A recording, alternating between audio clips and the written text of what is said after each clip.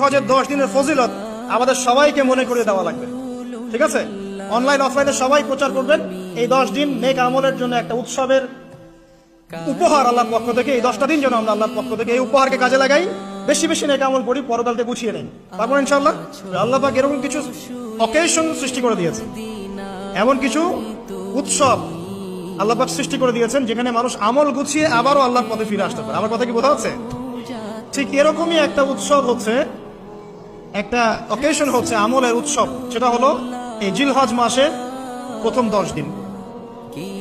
এই জিলহজ মাসের প্রথম 10 দিন সম্পর্কে আল্লাহ পাক সূরা ফজরের মধ্যে শপথ করেছেন, ওয়াল ফাজরি, ফজরের কসম, ওয়া লায়ালিন আশর, এবং এই 10 রাতের কসম। এই 10 রাত বলতে এখানে জিলহজ মাসের এই 10 দিন এবং 10 রাতকে বোঝানো হয়।